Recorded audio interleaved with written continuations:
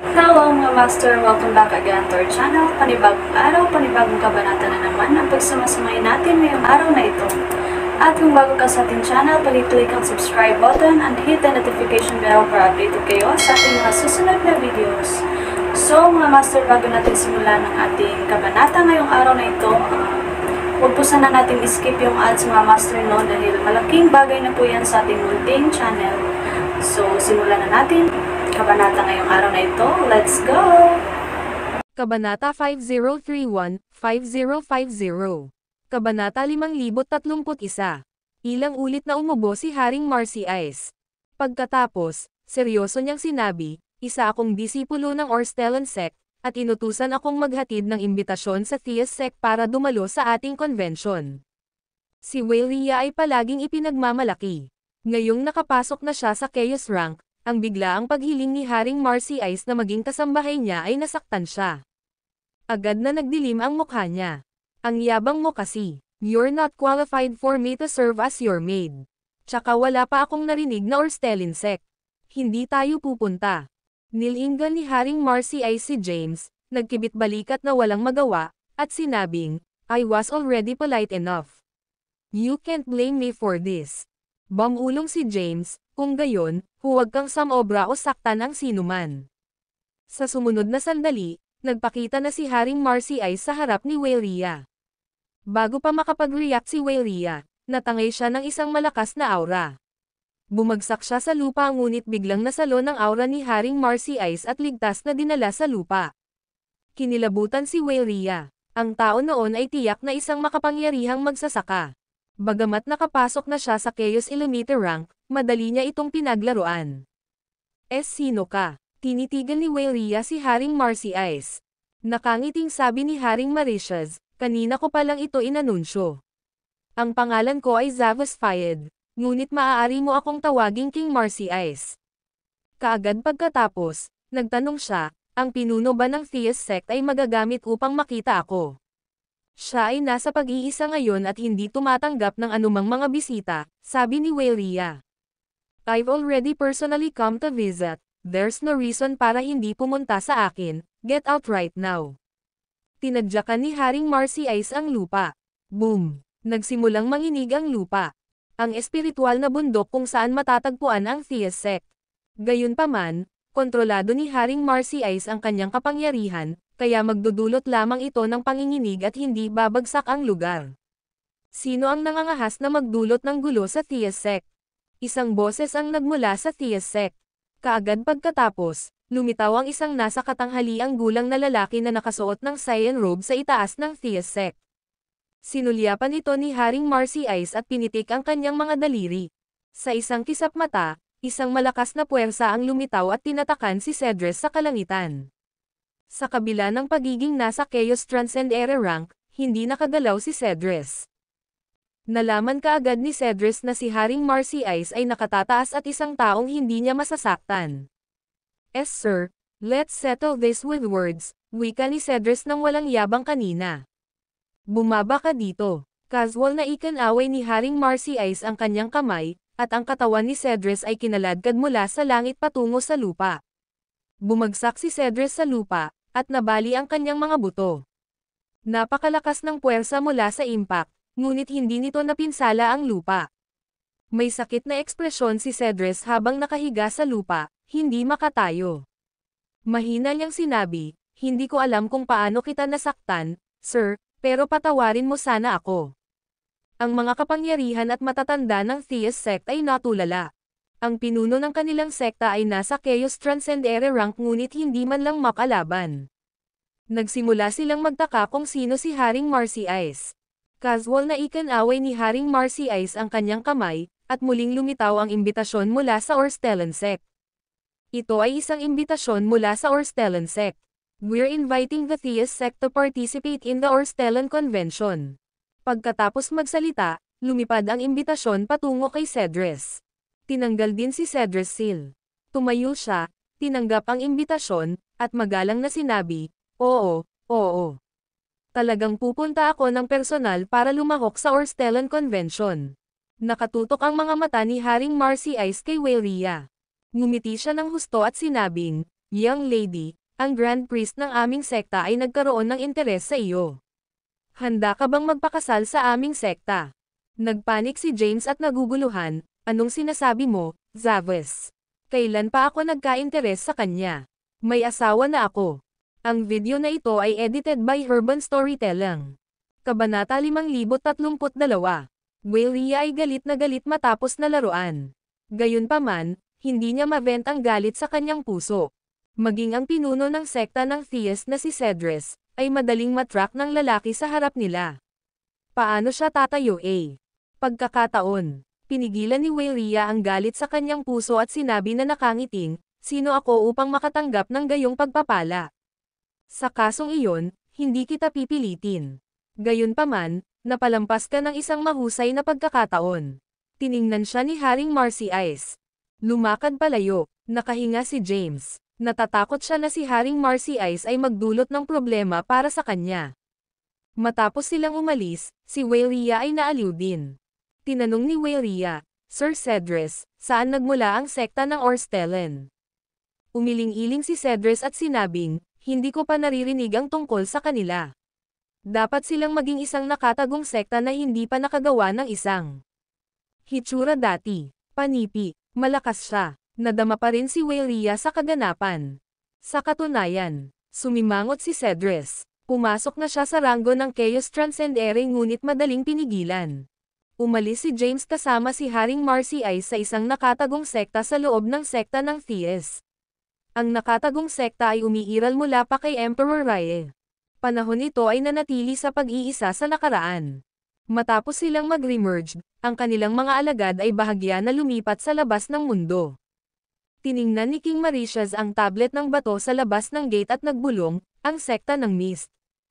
Pagkatapos, tiningnan niya si James at sinabi, "Kailangan mo ng maraming mga halamang Empyrean upang mapabuti ang iyong lakas. Ang sekta ng Ambon ay medyo isang malakas na puwersa. Dapat mayroon silang maraming mga halamang gamot. Paano ang tungkol sa pagnakawan natin sa kanila?" Panipi. Sinabi ni James, "Kung gayon ano ang naiiba sa amin ng mga magnanakaw? Malaki ka. Ipinanganak sa Endlos para sa mga magsasaka." Panipi. Sumang-ayon si James sa mga pahayag ni Haring Marcy Ice. Ang kanyang mga salita ay tila may katuturan, at hindi siya ma-refute ni James. "Pagkatapos ay gagawin namin ang sinabi mo," sabi ni James. Nais din niyang agawin ang ilang mga halamang gamot, ngunit kasama si Haring Mauritius, medyo napahiya siyang gawin ito. Ngayon, iminungkahi ni Haring Marcy Ice, higit na nalulugod siyang obligado. Matapos ang maikling pag-uusap, sumang-ayon siya kay King. Kahilingan ni Marcy Ice, "Hayaan." Napangiti si Haring Marcy Ice ng mahina at lumakad papunta sa sekta ng Ambon. Lumapit siya at hinawakan ang pagbuo. Ang porma sayon ay tila isang manipis na piraso ng papel sa kanya at nasira nang wala siya kahit na gumagamit ng maraming puwersa. Sinundan ni James si Haring Marcy Ice sa paligid ng iba't ibang mga rehiyon ng Endlos upang bisitahin ang ilang mga sinaunang sekta at pamilya. Kahit saan sila nagpunta, ilalagay nila ang mga makapangyarihang hardin ng pamilya.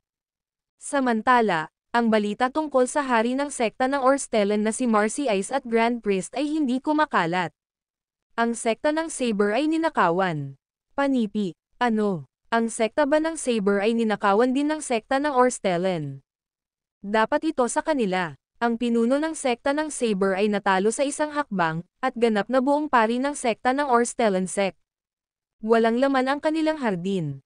Hindi rin niya iniwan ang mababang kalidad na mga halamang Empyrean. Panipi.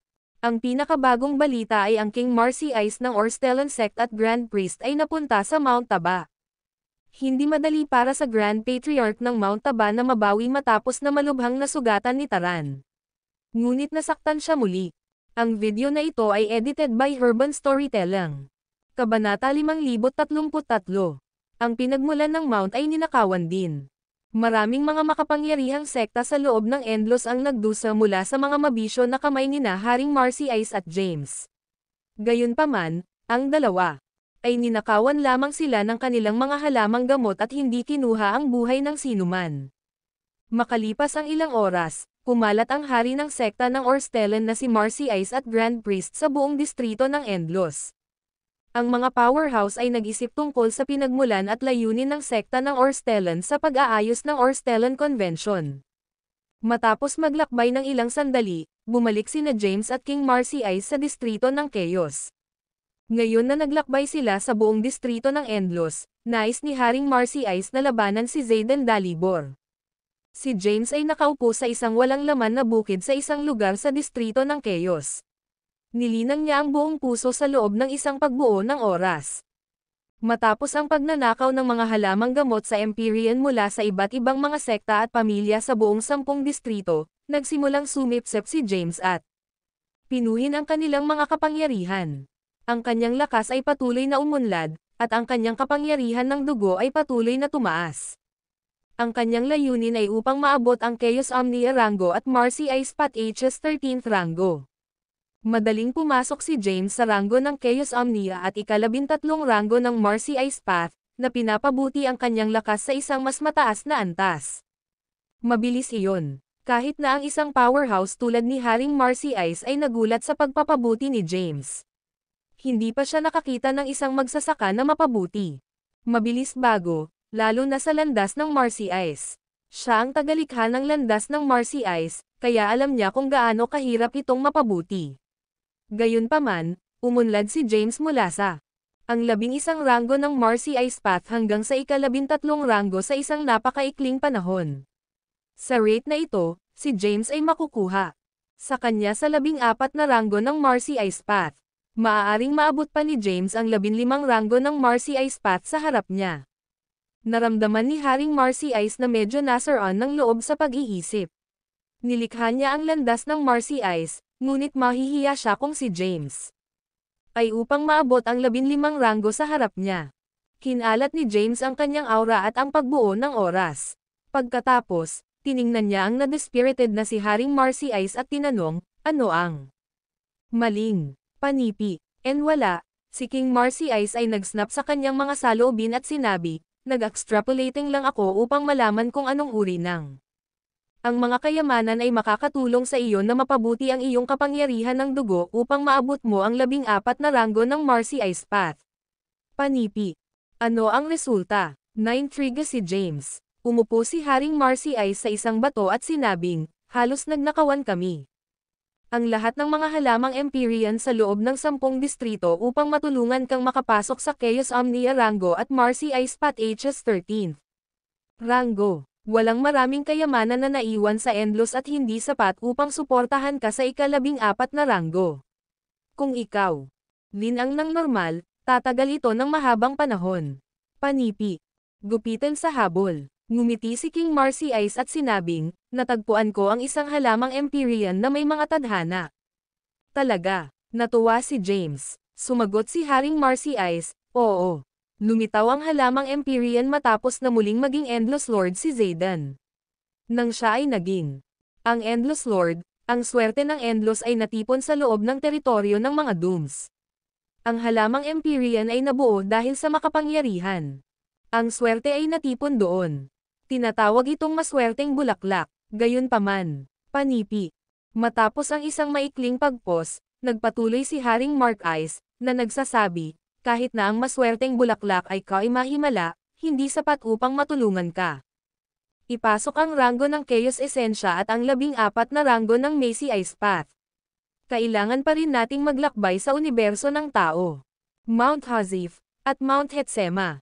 Ang mga lugar na ito ay may bihirang mga halamang gamot na dapat makatulong sa iyo na makapasok sa rango ng Chaos Esensya at ang Marcy Ice Path H's 14 na rango. Panipi. Ayon sa mga lokasyon na iyong nabanggit, inaakala kong haamon mo ang Xaden, Thea, Taran, at Emperor.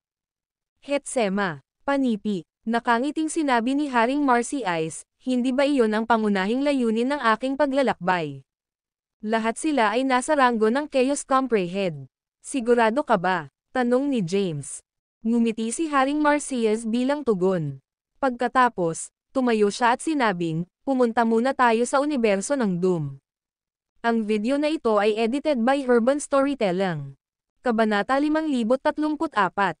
Kahit na si Zayden ay natalo ng ilang beses, mayroon pa rin siyang posisyon ng Endless. Ang kanyang pamagat bilang Endless. Nanatili si Lord. Kaya, ang kanyang prestihiyo sa Endless ay mataas pa rin. Ang teritoryo ng Dooms ay pa rin ang pinakamahusay na lugar upang linangin sa loob ng Endless. Dumating sina James at Haring Marcy Ice sa distrito ng Chaos at lumitaw sa labas ng gate ng Mount Chaos. Tanong ni Haring Marcy Ice, paano ako gagawa ng paglipat? Paano ko ito gagawin sa isang mababangki na paraan ngunit payagan din? Silid para magpakita ako. Panipi, gawin mo ang gusto mo. Matapos samahan si Haring Marcy Ice, si James ay may pangkalahatang pag-unawa sa kanyang pagkatao. Siya ay isang tao ng temperatura. Lahat ng ginagawa niya ay nakasalalay sa kanyang kalooban. Gayunpaman, hindi siya kailanman sumakay sa kanyang mga aksyon at nais. Hindi pumatay ng walang dahilan. Sa buong paglalakbay nila sa paligid ng Endless, si Haring Marcias ay hindi pumatay ng isang solong pagkatao.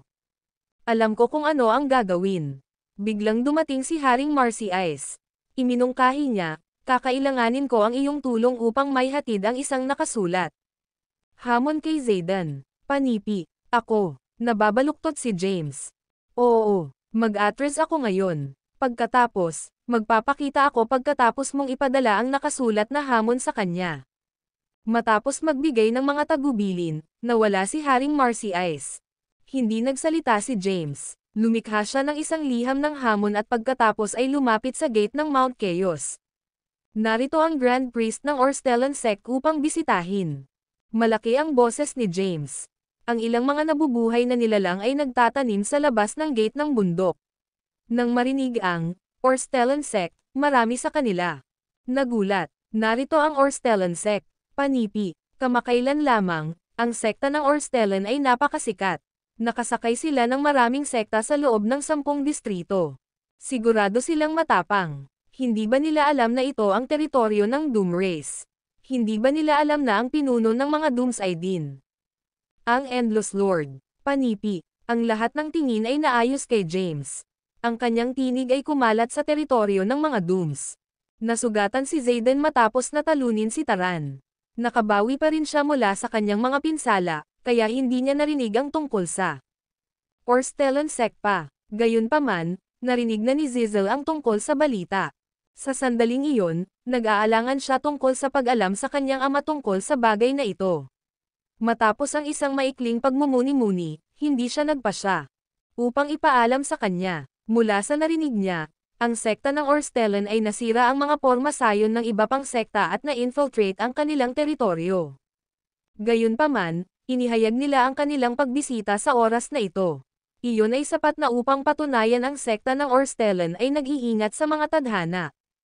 Swoosh! Isang puting ilaw na sinag na lumapag sa lupa sa labas ng gate ng bundok, at isang magandang babae ang lumitaw mula rito. Tumingin si Zizel kay James na nakatayo sa labas ng gate ng bundok. Dahil binago ni James ang kanyang hitsura, hindi niya magawa. Kilalanin siya. Ako ang Grand Priest ng Orstellan Sect, at pupunta ako upang bisitahin ang mga Dooms. Sino ka maaaring maging? Nagpanggap si James na hindi. Alamin ang Zizel. Naglakad si Zizel, hinawakan ang kanyang mga kamay, at sinabing, ako ang anak na babae ni Zayden na si Zizel. Sa kasamaang palad, ang aking ama ay nasa pag-iisa. Sa ngayon, sige at sabihin sa akin ang dahilan ng iyong pagbisita. Panipi. Narito ako upang maghatid ng isang sulat ng hamon. Gayunpaman, hindi ka kwalipikado na tanggapin ito. Mangyaring hilingin kay Zayden na personal na dumating. Pasulong. Inihayag ni James ang kanyang kamay, at ang liham ng hamon na umakyat sa itaas ng teritoryo ng mga Dooms. Nilikha ni James ang liham ng hamon sa ilang mga inskripsyon, na naglalaman ng kakilakilabot na kapangyarihan. Ang puwersa ay durog. Nagiging sanhi ng panginginig sa lugar. Hindi makaya ang presyon, si Zizel ay lumuhad. Sino ang nangahas na mapahamak sa teritoryo ng mga Dooms? Ang isang malakas na sigaw ay nagmula sa ipinagbabawal na lugar ng Dooms. Kaagad. Pagkaraan nito, isang makapangyarihang puwersa ang kumalas sa liham ng hamon. Iniisip ba ng lahat na ako ay isang pushover?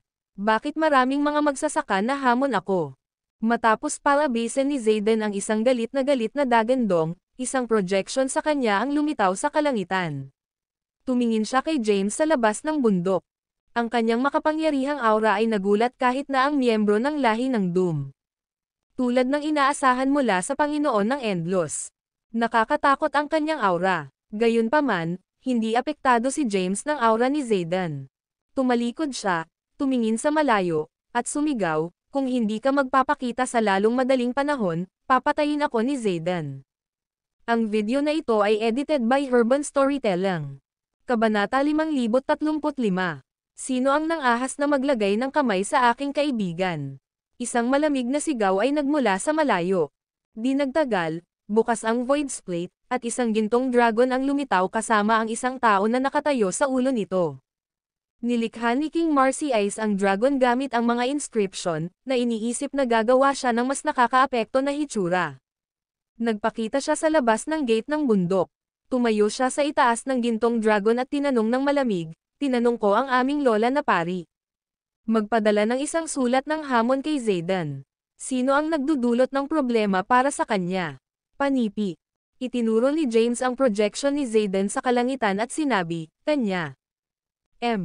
Inihayag ni Haring Marcy Ice ang kanyang kamay, na pinakawalan ang isang malakas na puwersa upang sirain ang projection sa kalangitan. Ang porma sayon sa paligid ng espiritual na bundok ng mga Dooms ay napahiya at kalaunan ay kumalas. Maraming mga bagong miyembro ng Dooms at buhay na nilinang sa labas ng gate ng bundok ang nagulat pagkatapos makita ang pagbuo na nilikha ni Zayden ay masira ng madali. Puff. Sa isang partikular na banal na site ng mga tadhana, si Zayden ay naglabas ng isang bibig ng dugo. Hindi siya ganap na nakuhang muli mula sa kanyang mga nakaraang pinsala. Matapos masira ni Haring Marcy Ice ang projection ng kanyang sarili, sa kanya. Lumala ang mga pinsala, gayunpaman, hindi niya maaaring magpatuloy na manatili sa pag-iisa dahil ang mga kaaway ay naghahanap para sa kanya. Agad na lumitaw si Zayden sa itaas ng teritoryo ng Dooms. Gamit ang puso ng Endlos, ang kanyang aura ay agad na nag-skyrock. Pagkatapos, ginamit niya ang puso ng Endlos upang tipunin ang kapangyarihan ng 10 langit ng distrito. Sa sandaling pinalipat niya ang mga kapangyarihan ng langit na langit, ang mga powerhouse sa buong 10 distrito kaagad. Napansin, bakit ginagamit ni Zayden ang kapangyarihan ng mga makalangit na landas ng distrito? Panipi. Nakatagpo ba siya ng isang makapangyarihang kaaway? Nag-hover si Zayden sa kalangitan sa itaas ng espiritual na bundok na may isang mabagsik na ekspresyon. Malamig na sinabi niya, "Sa palagay mo ba ang mga tadhana ay madaling target?" Panipi. Mahinahon na sinabi ni Haring Marcy Ice, "Kabilang sa Endless 4, tila ikaw ang pinakamadaling target." Ang Endless 4 na binanggit ni Haring Marcy Ice ay tumutukoy sa Zayden, Thea, Taran, at Wyatt. "Ikaw, ang mukha ni Zayden." Sinabi ni Haring Marcy Ice na walang pasubali, "Ang liham ng hamon ay naihatid at pagkatapos ay sinira ka, kaya kukunin ko ito." Tinanggap ang hamon. Dahil tinanggap mo ito, hayaang makuha natin ito. Panipi. Galit na sinabi ni Zayden, "Wala akong pakialam sa sekta ng Orstellan o kung sino ka. Kung nais mong labanan, dalhin natin ito sa Endlos. Walang bisa." Panipi. Mahinahon na sinabi ni Haring Marcy Ice, "Hindi ito kinakailangan." Pagkatapos, isang malakas na puwersa ang natipon sa kanyang palad at nabuo ang ilang mahiwagang inskripsyon. Bumulong si Haring Marcia, banal na martial art. Pagkatapos magsalita, itinulak niya ang kanyang palad pasulong. Ang mga inskripsyon sa kanyang palad ay agad na lumipad at nabuo ng isang malaking bundok. Itinaas ni Zayden ang puso ng Endlos at tinipon ang mga makalangit na landas ng distrito upang labanan ang pag-atake. Rumble. Ang mga langit ng distrito ay gumuho sa ilalim ng kapangyarihan ng Divine Martial Art. Ang napakalaking bundok ay tumama kay Zayden. Bagaman malakas ang pag-atake ni Haring Marcy Ice, hindi ito naging sanhi ng pinsala sa nakapalibot na walang bisa. Si Zayden lang ang nagiging nakapin sa bundok, samantalang ang iba pang mga lugar ay ganap na hindi nasaktan. Lahat ng nanonood, kasama na si James, ay nababagabag. Si Zayden ay nagmamay-ari ng puso ng Endlos at isang powerhouse. Sa ranggo ng Chaos kumpletuhin. Gayunpaman, siya ay pinigilan ng isang pag-atake lamang mula sa kanyang kalaban. Nakakatakot ang lakas ni Haring Marcy Ice. Ang video na ito ay edited by Urban Storytelling. Kabanata 5036. Si Zayden ay isang powerhouse sa Chaos Completer rank. Bukod dito, mayroon siyang Endless Heart at may kakayahang ipatawag ang District Heavenly Paths. Gayunpaman, madaling nabasag ni Haring Marcy Ice ang mga landas ng langit ng distrito at pinigilan siya sa ilalim ng napakalaking bundok. Ang bundok na nabuo mula sa mahiwagang mga inscription ay idiniin pababa kay Zayden, novel drama. Hinimok ni Zayden ang buong lakas ngunit hindi nakatakas sa pagsupil ng bundok. Namumuo ang mga ugat sa kanyang mukha, at tumutulo ang pawis sa kanyang noo. Halatang nagdurusa siya sa matinding sakit. Natahimik ang buong paligid sa gulat sa tanawing nangyayari sa harapan nila. Samantala, si Haring Marcy Ice ay nakatayo sa ibabaw ng ulo ng gintong dragon habang ang kanyang mga kamay ay nasa likod ng kanyang likuran, naglalabas ng walang kapantay na aura. Aminin mo bang talo ka, Zayden? Umalangaw-ngaw ang boses ni Haring Marcy Ice sa buong lugar. Hindi nakalaya si Zayden sa ilalim ng bundok sa kabila ng paggamit ng buong lakas. Sa sandaling iyon, napuno ng takot ang kanyang puso.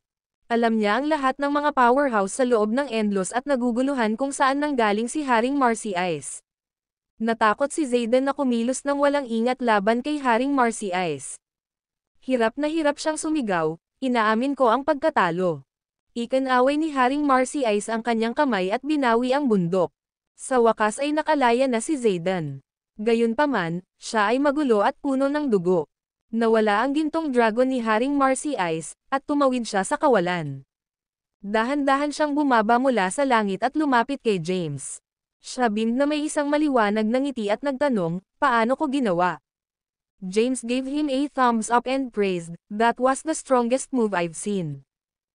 Nakaramdam ng pagmamalaki si Haring Marcy Ice matapos makuha ang pagsang-ayon ni James. Samantala, pinapakilos ni Zayden ang kanyang lakas para gamutin ang kanyang mga sugat. Pagkatapos, lumapit siya kay Haring Marcy Ice at magalang na sinabing, Sir, sigurado akong hindi ka pumunta dito para lang bugbugin ako, di ba? Walang pakialam na sagot ni Haring Marcy Ice, gusto lang kitang bugbugin. Ikaw ang Endless Lord, kaya kapag natalo kita, sisikat ako. Namula ang mukha ni Zayden na hindi makapaniwala. Naisip niya sa sarili niya, pumunta siya para bugbugin ako para lang sumikat. Hindi siya nakaimik sa motibo ni Haring Marcy Ice. Kasabay nito ay naibsan ang tensyon na doon niyang puso. Natutuwa siyang wala silang alitan sa isa't isa. Kung hindi, ang Dooms ay mapapahamak ngayon. Bakit nakatayo ka lang dyan? Bilisan mo at I welcome mo ako sa loob. Ibinaba ni Haring Marcy Ice ang kanyang binti kay Zayden. Walang lakas ng loob na umiwas si Zayden at hinayaan siyang mahulog ang sipa. Pagkatapos, magalang siyang sumagot, syempre. Haring Marcy Ice, Grand Priest, mangyaring pumunta dito. Personal na tinanggap ni Zayden sina James at King Marcy Ice sa Mount Chaos. Si Haring Marcy Ice ay nakaupo sa pinakamataas na upuan ng pangunahing bulwagan ng Mount Chaos, samantalang si James ay nakaupo sa tabi niya. Si Zayden at ang iba pang miyembro ng Dooms ay tahimik na nakatayo sa bulwagan habang hinihintay nilang magsalita si Haring Marcy Ice. Ahem. Umubo si Haring Marcy Ice, tumingin kay James, at sinabi, Grand Priest, wala ka bang sasabihin? Naintindihan naman agad ni James ang kanyang balak. Nilinggan niya si Zayden at nagtanong, I heard the Dooms have a lucky flower. Bumilis ang tibok ng puso ni Zayden. Umiral nga ang lucky flower. Isa itong mahiwagang bulaklak na isinilang mula sa swerteng nakalap sa loob ng teritoryo ng Dooms. Ito ay nakapagpapalusog para sa isang entrepok at malapit ng mag-mature. Pinlano niyang gamitin ito para maabot ang mas mataas na cultivation rank at maging mas malakas. Tungkol dyan, nag-aalalang ekspresyon si Zayden. Anong mali? Dumilim ang mukha ni Haring Marcy Ice, at malamig niyang sinabi, dalhin mo rito ang lucky flower at lahat ng Empyrean herbs na mayroon ka. Masyadong malakas ang aura ni Haring Marcy Ice, tulad ng isang nakakadurog na presyon na nagpapabigat kay Zayden. Ang video na ito ay edited by Urban Storytelling. Kabanata 5037. Bagamat nag-aatubili si Zayden na ibigay ang lucky flower, hindi siya naglakas loob na tumanggi kay Haring Marcy Ice. Agad niyang inutusan si Zizel na dalhin ang Lucky Flower na malapit ng mature at ang Empyrean Herbs sa loob ng kanilang hardin. Nagmamadaling umalis si Zizel at bumalik pagkaraan ng ilang sandali. Naglabas siya ng storage ring, ibinigay kay James, at magalang na sinabi, "Sir, lahat ng hiniling mo sa loob ng ring." Kinuha ni James ang singsing at inilabas ang kanyang Zen dito para i-verify. Naramdaman niya ang isang mahiwagang puting bulaklak sa loob ng storage ring. Mayroon itong 9 na malakristal na petals na may mahiwagang mga inscription na malabong nakikitang umiikot sa loob ng mga ito. Ang Lucky Flower ay naglalaman ng napakalakas na enerhiya at talagang isang pambihirang kayamanan. Bahagyang tumango si James at sinabing, "Yup, nasa loob sila." Pagkatapos, iniligpit niya ang storage ring. Tumingin siya kay Zayden, inabot, at sinabing, "Ibigay mo." "Anong ibig mong sabihin?" Naguguluhan si Zayden. Mahinahong sabi ni James, "The Endless Heart. You're not qualified to be the Endless Lord, so hand it over. I'll choose another Endless Lord worthy of the title." Wag kang lalayo. Nagdilim ang mukha ni Zayden. Ang puso ng Endless ang kanyang sukdulang pag-asa. Kung wala ito, ang kanyang lakas ay mababawasan ng malaki. "What's wrong? You're not willing to hand it over." Tumayo si Haring Marcy Ice, itinaas ang kanyang kamay, at ipinakita ang mga mahiwagang inscription na pumapalpak sa kanyang palad. Malamig niyang pananakot, "Kung hindi mo ito ibibigay, papawiin ko ang Dooms." Sa huli, makukuha pa rin ng Grand Priest ang Endless Heart. "Ikaw." Namutla ang mukha ni Zayden. Nais niyang ipahayag ang kanyang galit, ngunit nilunok niya ang kanyang mga salita at pilit na pinigilan ang galit sa kanyang puso. Pagkatapos, inilabas niya ang Endless Heart at walang ganang tumingin dito. Hindi napigilan ni Zizel na sumigaw, "Pare." Nagdaan sila ng maraming pagsisikap para makuha ang Endless Heart. Paano na lang nila ito na ibibigay ng ganoon kadali? Pumikit si Zayden at winagaway ang kamay. Umalis ang Endless Heart sa kanyang kamay at lumutang patungo kay James. Hinawakan ni James ang Endless Heart at iniligpit ito. Pagkatapos, lumingon siya kay Haring Mauritius at nakangiting sinabi, "Naayos na ang lahat." "Sige." Bahagyang tumango si Haring Marcy Ice, saka ikanaway ang kanyang kamay. Isang imbitasyon ang lumitaw at lumipad papunta kay Zayden. Mahinahong sinabi ni Haring Marcy Ice, "Ito ay isang imbitasyon mula sa ating sekta. Ang Dooms ay iniimbitahan sa Orstellan Convention. Ang ating Orstellan Realm ay isa aktibo. Kung makakapasa ka sa mga pagsubok sa loob ng kaharian, maaari kang maging leader ng Orstellan sect at makuha ang Orstellan Art." Pagkatapos, tumingin si Haring Marcy Ice kay James at nakangiting sinabi, "Let's go." "Sige." Ngumiti din si James. Nawala ang dalawa sa main hall. Nang mawala na sila sa paningin, naging goma ang mga binti ni Zayden, at napaupo siya sa lupa. Novel drama. Lumapit si Zizel para tulungan siyang makatayo. "Maraming taon kaming naghahanda para makuha ang Endless Heart para ako ang maging Endless Lord. Ngunit ngayon, nawala na sa amin ang Endless Heart at ang titulo." Tila tumanda ng husto si Zayden pagkatapos ng kaganapan. "Huwag kang susuko, ama." Tiningnan ni Zizel ang imbitasyon at sinabing, "May pagkakataon ka pa." Nilingan ni Zayden si Zizel.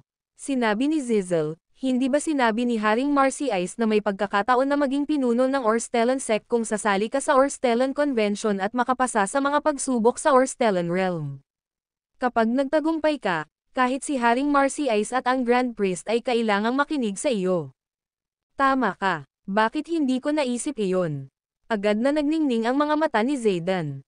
Gayunpaman, hindi nagtagal ang kanyang pananabik.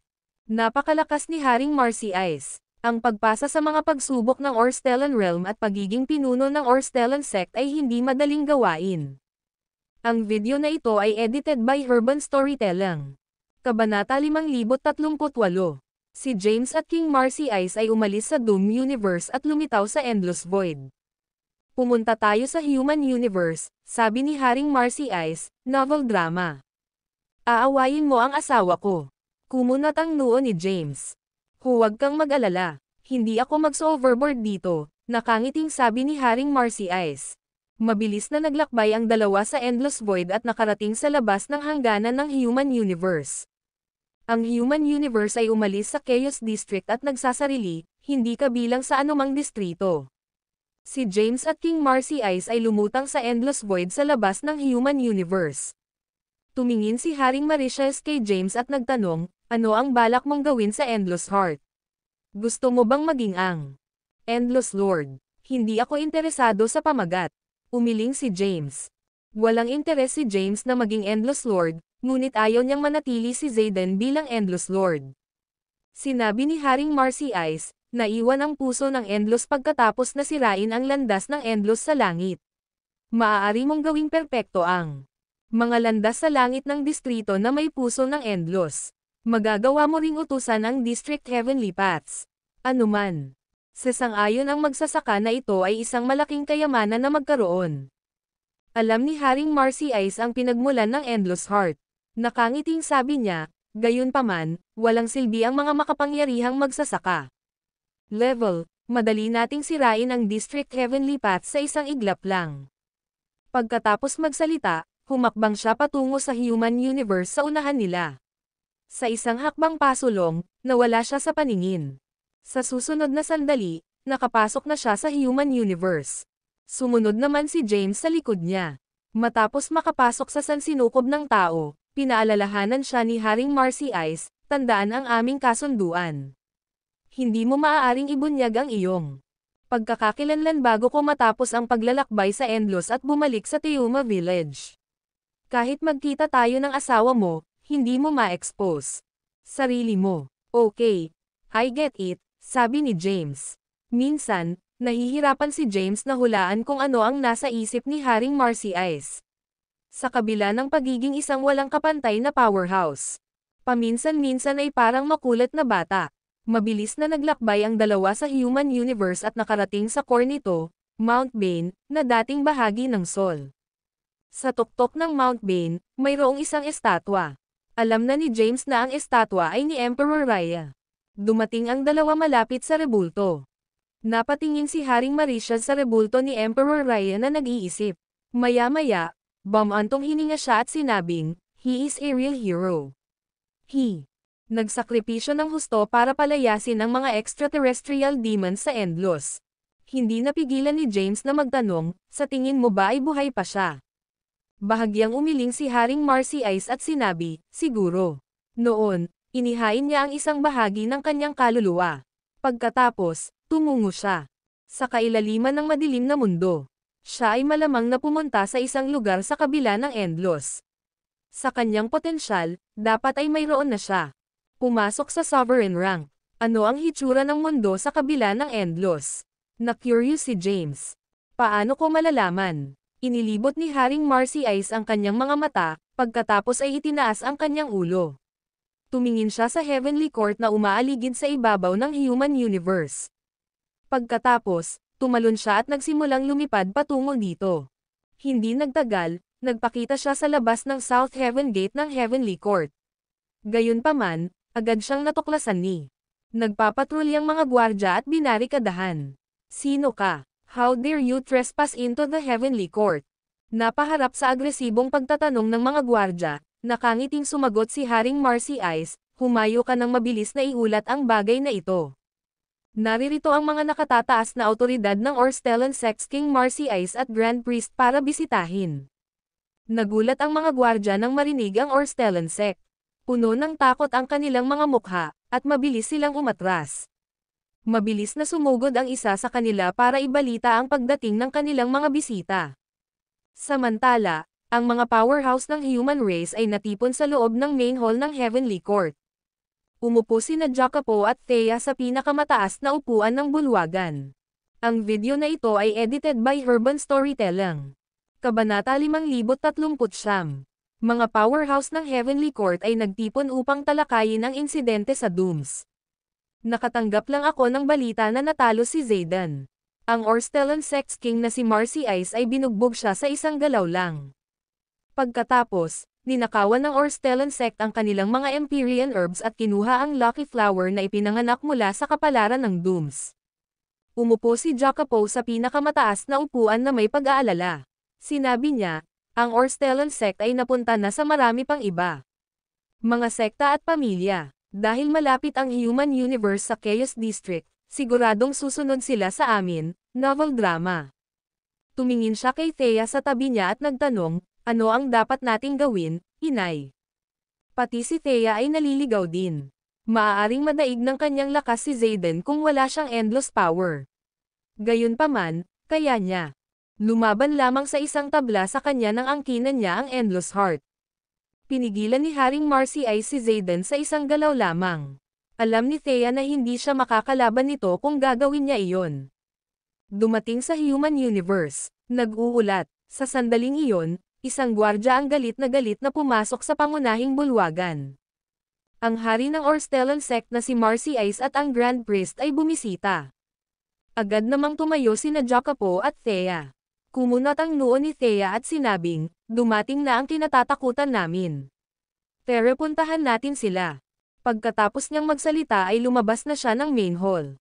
Ang iba pang mga powerhouses ay sumunod malapit sa kanya. Hindi nagtagal, nakarating sila sa South Heaven Gate. Naghihintay sina James at Haring Marcy Ice sa labas ng South Heaven Gate. Nakangiting sinabi ni Haring Marcy Ice, mukhang kahanga-hanga ang langit na hukuman. Tumingin sa South Heaven Gate. Parang ganon. Marilag. Biglang lumitaw si Thea na may maraming powerhouses. Nang makita si Thea, nabigla si James sa tuwa at walang malay na humakbang pasulong. Ahem. Grand Priest. Umubo si Haring Marcy Ice. Naalala ni James ang sarili at umatras. Tumingin si Haring Marcy Ice kay Thea at nakangiting sinabi, talaga. Ang ganda niya. Hindi ka takatakang naging interesado ka sa kanya. Thea ang pangalan mo, di ba? Gusto ka ng Grand Priest natin. Pwede mo siyang samahan. Anong ginagawa mo, Zavis? Napahiya si James. Papagalitan sana siya ni Thea nang ibunyag nito ang kanyang pagkatao. Mapangahas. Lumapit si Jacopo at malamig na sinabi, ito ang Human Universe, hindi ang Orstellan sect. Teritoryo, sundin mo ang aming mga patakaran. Wala kang karapatang makialam, binata. Nagtaas ng kamay si Haring Marcy Ice at tuturuan sana ng leksyon si Jacopo. Gayunpaman, nagpigil siya matapos maalala na anak ni James si Jacopo. Ngumiti si Haring Marcy Ice at sinabi, bibigyan kita ng dalawang pagpipilian, Thea. Isa, sumama ka sa Grand Priest, o dalawa, sisirain ko ang Human Universe. Walang imak na nakatayo sa likuran niya si James. Asawa na niya si Thea kaya hindi na kailangan ang sitwasyon ngayon. Biglang tumaas ang aura ni Thea, at dumaloy ang ilang mahiwagang inscription sa ibabaw ng kanyang katawan. Ang Herstellan Art. Agad na naramdaman ni James ang isang pamilyar na aura mula sa kanya. Ang mga inscription sa katawan ni Thea ay pareho sa mga nasa Endless Light. Lumapit si James ng ilang hakbang, tumingin kay Thea, at nagtanong, paano ka nagkaroon ng mga inscription mula sa Endless Light? Naunawaan mo na ba ang tunay na kahulugan ng Endless? Nagulat si Thea sa sinabi niya. Ang Endless Light ay isang lihim na kakaunti lamang ang nakakaalam. Iilan lamang sa mga pangunahing miyembro ng alam ng human race ang Endless Light, kaya paano? Nalaman ba ito ng Grand Priest ng Orstellan sect? Tinitigan ni Thea si James at nagtanong, ikaw ang Grand Priest ng Orstellan sect. Bago makasagot si James, sumabad si Haring Marcy Ice, at sinabing, oo.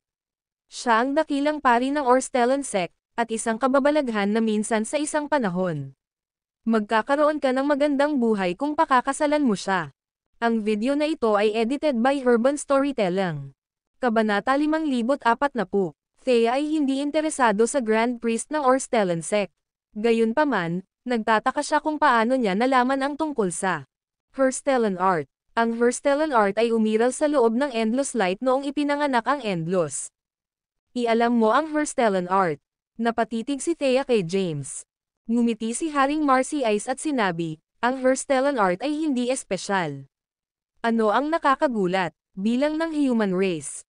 Matron, sigurado akong narinig mo na ang mga kamakailang chismis tungkol sa Orstellan sect.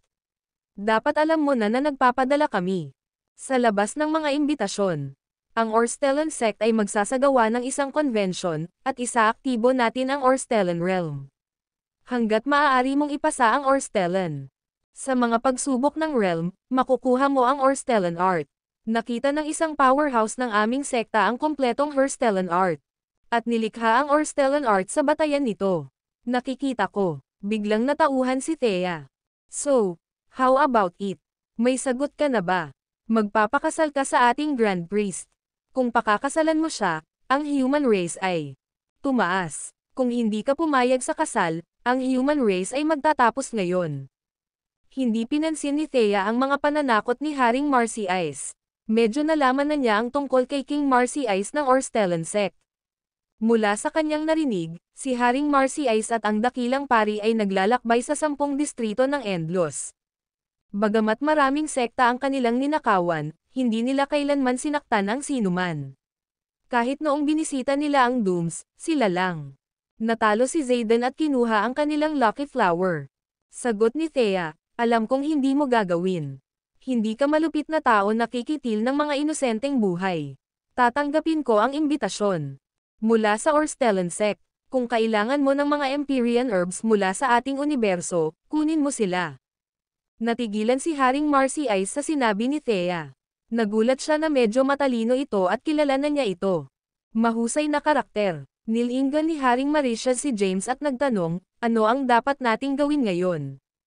Kalmadong sagot ni James, kung ayaw niya, kalimutan mo na. Kailangan niyang sumang-ayon dito sa gusto niya o hindi. Napangiti ng mahina si Haring Marcy Ice. Kaagad pagkatapos, biglang nagpakita si Haring Marcy Ice kay Thea. Bago pa makapag-react si Thea, may ilang misteryosong ron ang pumasok sa kanyang katawan at tinatakan ang kanyang cultivation base. Huli na ang lahat. Nang maramdaman niya ang panganib, at hindi na niya mapatawag ang kanyang kapangyarihan. Ikaw. Nag-iba ang ekspresyon niya. Agad namang naglabas ng kanilang mga armas ang ibang miyembro ng Heavenly Court, novel drama. Haha, tumawa si Haring Mauritius. Pagkatapos, nagpakawala siya ng hangin. Ang mga powerhouse ng Heavenly Court ay agad na natangay at nahulog sa sahig. Madaling natalo ni Haring Marcy Ice ang mga powerhouse ng Heavenly Court sa pamamagitan lamang ng pagbuga ng hangin. Malamig na tanong ni Thea, ano ang sinusubukan mong gawin? Ngumiti si Haring Marcy Ice at sinabi, Grand Priest, ako ang magiging kontrabida. Pagkatapos magsalita, nawala siya sa hardin ng Heavenly Court. Pagkatapos, nagsimula siyang pumili ng kanilang mga Empyrean herbs.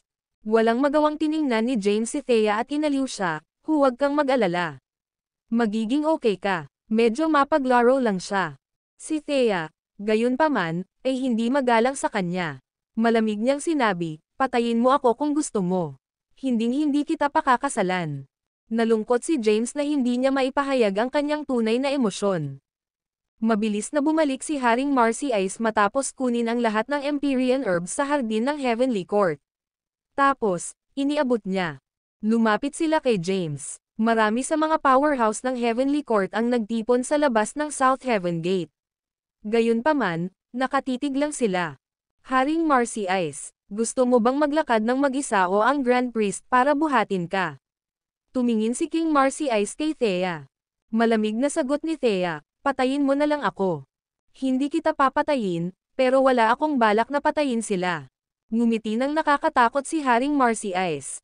Pagkatapos, ikanaway niya ang kanyang kamay, at ilang mga tao sa malapit ay kinaladkad ng kanyang puwersa. Dinala sa kanya sina Winnie, Jacopo, Zane, at Noel. Ang video na ito ay edited by Herban Storytelling. Kabanata 5041. Ang mga anak ni Thea ay lumutang sa hangin at napaliligiran ng mga mahiwagang inscription. Pag-isipan mong mabuti, Thea.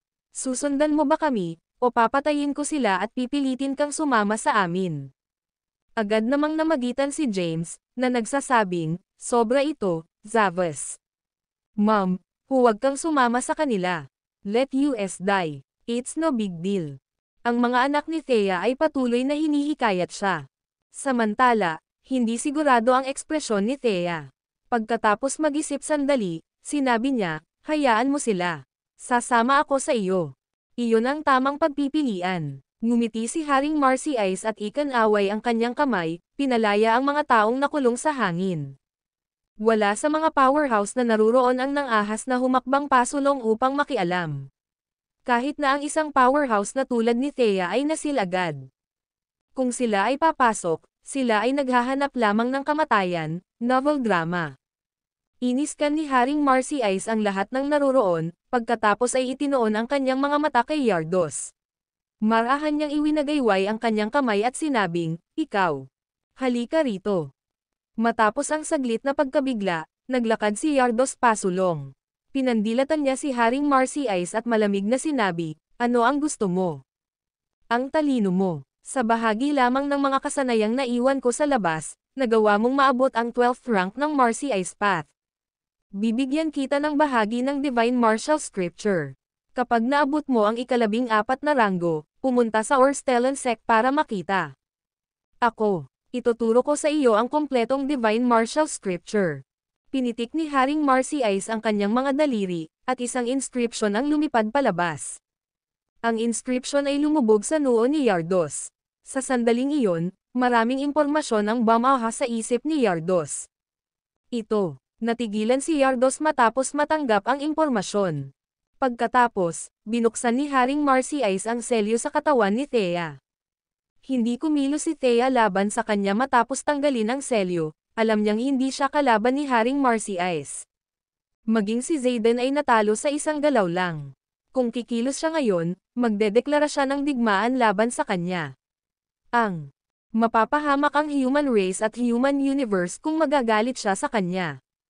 Isang paanyaya ang lumitaw mula sa palad ni Haring Marcy Ice at lumutang patungo kay Jacopo. Ang lahi ng tao ay hinihiling na lumahok sa kombensyon ng Orstellan Sect. Nilinggan ni Haring Marcy Ice si James at nagtanong, "Paano ako, Grand Priest?" Bahagyang tumango si James at sumagot, "Not bad." Hehe, humalaklak si Haring Marcy Ice. Pagkatapos, humarap siya kay Thea at sinabing, "Let's go." "Nanay," sigaw ni Jacopo at ng iba pa para sa kanya. Lumingon si Thea sa kanila at sinabing, "I'll be fine." Pagkatapos magsalita, sumunod siya sa likuran nina Haring Marcy Ice at James. Mabilis na umalis ang tatlo sa lugar at nawala sa South Heaven Gate. Nang mawala na sila sa paningin, maraming tao ang nagsimulang mag-usap. Ano nga ba ang pinagmulan ng Orstellan Sect? Napakalakas ni Haring Marcy Ice. Ni hindi nagkaroon ng pagkakataon si Thea na lumaban. Pabalik. Oo, masyado siyang malakas. Siguro kung biyaya ba o sumpa ang pagiging hostage ni Thea. Lumapit si Yardos at sinabing, "Mabuti sana siya. Nararamdaman kong hindi masamang tao si Haring Marcy Ice. Kung hindi, siya. Hindi sana ako bibigyan ng regalo. Ang kunin ang asawa ng ibang lalaki sa pamamagitan ng puwersa ay masama." Tama iyan. Maraming tao ang nagpahayag ng kanilang galit. Ang video na ito ay edited by Herban Storytelling. Kabanata 5042. Three figures hovered in the endless void outside the human universe. Saan ka susunod na pupunta? Tanong ni James. Hindi sinagot ni Haring Marcy Ice ang tanong ni James. Sa halip, tumingin siya kay Thea at nakangiting sinabi, "Hindi kita tatatakan. Cultivation base, kaya sana ay masunurin kayong sumunod sa amin at huwag tumakas. Maaari kang makatakas, ngunit hindi kaya ng human universe. Kung tumakas ka, ito ay mapapawi. Huwag mong questionin ang lakas ko. Madali kong sirain ang tao. Universe ay isang galaw lang. Earth." Ngumuso si Thea. Si James ay likas na lumipat patungo kay Thea sa pagtatangkang aliwin siya. Ahem. Umubo si Haring Marcy Ice at pinaalalahanan siya, "Grand Priest, huwag mong kalilimutan ang ating kasunduan. Ang aking paglalakbay sa paligid ng hindi pa tapos ang endless. Bago bumalik sa Orstellan Sect, hindi ka dapat." Tumigil si Haring Marcy Ice. Galit na nagngangalit si James at naisip niya, siguro plano niyang asarin ako ng ganito. Si Thea naman ay umiwas kay James at naglagay ng distansya sa pagitan nila. Walang magawang tanong ni James, "Where?" Sandaling nag-isip si Haring Marcy Ice at sinabing, "Pumunta tayo sa gilid ng madilim na mundo. Sa Endless Four, si Taran ang pinakamalakas. Kilalanin muna natin si Emperor Hetsema at alamin ang background niya. Ang Taran ang huling hinto ko." Okay. Walang pagtutol si James. Mabilis na umalis ang tatlo sa lugar. Nagulat si Thea nang makita nina Haring Marcy Ice at James ang Blythe Omniscience. Gayunpaman, hindi niya masyadong inisip iyon. At mabilis na sumunod sa kanila. Bagamat ginagamit nila ang Blythe Omniscience, nakapasok si Thea sa Chaos Completer rank at kayang makipagsabayan sa ang bilis nila. Ang pinakahuling balita ay nakidnap ang matron ng human race. Mayroon akong tumpak na balita. Mukhang nagkaroon ng interes ang Grand Priest ng Orstellan sect kay Thea, at ginamit niya ang human. Ang kaligtasan ng universe na banta sa kanya na sundan siya. Test. Masyadong makapangyarihan ang Orstellan sect. Masyadong makapangyarihan si Haring Marcy Ice. Pinigilan niya si Zayden ng isang galaw, at ngayon, pati si Thea hinuhuli. Narinig ng ilang buhay na nilalang sa labas ng human universe ang pag-uusap ni Haring Marcy Ice at ng Grand Priest. Malamang, pupuntahan nila si Emperor Hetsema. Pagkatapos, pupuntahan nila si Taran. Pinaplano ba ni King Marcy Ice na bugbugin ang lahat ng powerhouses? Habang naglalakbay ang grupo ni James sa Dark World, kumalat ang balita tungkol sa kanilang mga aktibidad kamakailan sa buong Endlos. 10. Mga distrito. Isang lalaki sa paligid ng kanyang 30s ang nakaupo sa harap ng isang simpleng bahay na gawa sa kahoy sa ibabaw ng Mount Hetsema, na natatakpan ng isang misteryosong pagbuo sa gilid ng madilim na mundo. Ang lalaki ay mukhang medyo bata ngunit may ilang hibla ng puting buhok, at ang kanyang mga mata ay nalulungkot. Ang lalaki ay walang iba kundi si Wyatt. Ama. Sa sandaling iyon, lumakad ang anak ni na James at Yemima, si Carson. Dumating si Carson sa Mount Hetsema sa pamamagitan ng purong pagkakataon. Si Wyatt ay naninirahan sa pag-iisa sa bundok Hetsema at hindi kailanman nagplano na pasukin ang sinuman sa bundok. Gayunpaman, siya gumawa ng eksepsyon ng matisod si Carson sa lugar. Nagalit ka na ba sa akin, Carson? Umupo si Wyatt sa harap ng kahoy na bahay na may kalmadong ekspresyon. Pagkatapos mag-isip tungkol dito, umiling si Carson at sinabing, hindi. Sa iyong pananaw, lahat ng ginawa mo ay naiintindihan. Kung ako ang nasa kalagayan mo at may nagnakaw sa akin ng asawa ko, sisirain ko ang buong lahi ng lalaking iyon.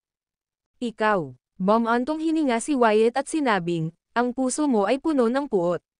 Kasalanan ko ito. Kung hindi ko naitanim sa iyo ang ideya ng paghihiganti mula noong novel drama. Bata ka, hindi ka magiging ganito. Kahit anong mangyari, ama mo pa rin si James at dugo ng mga. Ang lahi ng tao ay dumadaloy sa loob mo. Hindi ka dapat manatili dito. Bumalik sa human universe. Doon ang bahay mo. Bumalik. Ngumisi si Carson, anong pagkakakilanlan ang dapat kong gamitin para bumalik? Isang illegitimate son. Sino ang tatanggap sa akin? Ive. Kahit kailan ay hindi ko nakita ang aking tunay na ama, ni hindi ko natanggap ang kanyang pagsang-ayon. Ang video na ito ay edited by Urban Storytelling. Kabanata 5043.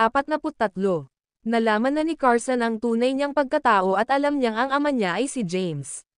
Gayunpaman, halos wala siyang anumang pakikipag-ugnayan. Kasama si James kanina, noon lang sila nagkakilala. Si James ay nagtatago sa loob ng isang kabaong. Namatay si James isang entrepok ang nakalipas. Hindi ka na dapat magalit sa kanya. Let bygones be bygones. You're asking me to let it go. Saka bakit hindi mo pa binitawan? Kung nagawa mo na, bakit ka nagtatago sa Dark World? Sa iyong kasalukuyang lakas, magkakaroon ka ng masasabi sa 10 distrito ng Endlos kung aalis ka sa madilim na mundo. Maaari mong agawin ang Endless Heart mula kay Zayden at maging bagong Endless Lord. Natigilan si Wyatt sa kanyang mga sinabi. Nagpatuloy si Carson, na nagsasabing, hindi ko pa kinilala si James bilang aking ama, ikaw ang gumabay sa akin mula noong bata pa ako. Palagi kang naging ama ko. At saka, ikaw lang ang mahal ni inay noon pa man. Dapat mong hanapin siya sa halip na magtago dito. Kadiliman. Sinusubukan ni Wyatt na hikayatin si Carson na bitawan ang nakaraan, ngunit sa halip, siya ay pinapagalitan ni Carson. Napabuntong hininga siya. Walang magawa, sinumpa siya ni Carson, duwag. Kung mayroon akong antas ng paglilinang, hinding-hindi ako mananatili rito. Pagkatapos mag-iwan ng ilang salita, tumalikod si Carson at umalis. Tumingin si Wyatt sa hindi kilalang madilim na espasyo sa di kalayuan. Naisip niya sa sarili, puwid na ba akong umalis? Talagang hindi. Nanatili si Wyatt sa Mount Hetsema para sa isang dahilan. Ang Mount Hetsema ay matatagpuan sa gilid ng Dark World. Matapos niyang maunawaan ang Endless Light, nakakuha siya ng insight sa ilang misteryo ng Endless. Ang extraterrestrial. Ang mga demonyo ay babalik at papasukin ang mga Endless. Ang gilid ng madilim na mundo ay isang mahalagang daanan. Binantayan niya ang lugar dahil gusto niyang gamitin ang Mount Hetsema para labanan ang mga pagsulong ng extraterrestrial army. Para sa alang-alang sa mga buhay na nilalang ng 10 distrito ng Endless, hindi siya makaalis, novel drama. Kung hindi mapipigilan ang paglusot ng extraterrestrial army, at madali silang makapasok sa Endless kung siya ay umalis sa Mount Hetsema. Hindi mabilang na buhay ang mawawala kung mangyayari iyon. Mas gugustuhin niyang hindi makuha ang Endless Light kung mayroon siyang pagpipilian. Hindi niya kailangang balikatin ang pasanin kung siya hindi ito natanggap. Gayunpaman, dahil nakakuha na siya ng pananaw sa hinaharap, dapat niyang gampanan ang kanyang misyon na protektahan ang Endless. Ipinikit ni Wyatt ang kanyang mga mata, at ilang luha ang tumulo sa kanyang mukha. Sa isa pang lugar ng Mount Hetsema, nakatayo si Carson sa isang bangin. Hinaplos ng simoy ng hangin ang kanyang mahabang itim na buhok, na hamarang sa kanyang paningin at nahihirapan siyang makakita ng malinaw. Sigaw ni Carson, "Arg! Bakit, God? Bakit ang unfair mo sa akin? Biyayaan ako ng talento, pero bakit kailangan kong magkaroon ng ganitong kahindek-hindek na kapalaran?" Ayaw pagbigyan ni Carson ang kanyang kapalaran. Kung hindi dahil sa kanyang pagkakakilanlan, siya ay magiging isang pambihirang magsasaka kahit saang lahi. Siya ay, gayunpaman, isa siyang illegitimate child na hindi nang ahas na magpakita sa publiko. Hindi siya makapunta sa dooms at hindi rin siya nakapunta. Maglakas loob na lumapit sa mga tao. Natatakot siyang makita ang kanyang ina. Kasabay nito, hindi niya makita ang kanyang ama. Hindi na. Nagalit si Carson sa kanyang buhay at sinisi ang kanyang biolohikal na ama sa lahat. Ang video na ito ay edited by Urban Storytelling. Kabanata 5044. Naglakbay si Haring Marcy Ice, James, at Thea patungo sa hangganan ng madilim na mundo. Gayunpaman, hindi sila nagmamadali. Nagpahinga sandali ang tatlo sa isang lugar sa Endless. Nakaupo si James sa isang lotus na posisyon sa Endless Void. Hinigop at pinino niya ang lucky flower na nakuha niya mula sa dooms. Pagkatapos, ganoon din ang ginawa niya sa hindi mabilang na Empyrean herbs na naipon niya. Nang makita ang lucky flower, medyo nainggit si Thea. Maaari siyang sumulong mula sa maagang yugto ng Chaos Completer. I-rank sa gitnang yugto kung mayroon siyang lucky flower. Samantala, patuloy na lumalakas ang aura ni James. Matapos mapino ng husto ang lucky flower at ang maraming Empyrean herbs, nabigo pa rin siyang maabot ang ika-14 na ranggo ng Marcy Ice rank. Gayunpaman, naabot niya ang tuktok ng Chaos Omni rank. Sa kaunting lakas lang, makapasok na siya sa Chaos Essentia rank. Huff, nagpakawala ng malalim na hininga si James, pagkatapos ay pinahiwa-hiwalay ang porma sayon. Nakangiting sinabi ni Haring Marcy Ice, "Napakabuti. Pagkatapos ng paglalakbay sa Endless, maaari kang pumasok sa Marcy Ice.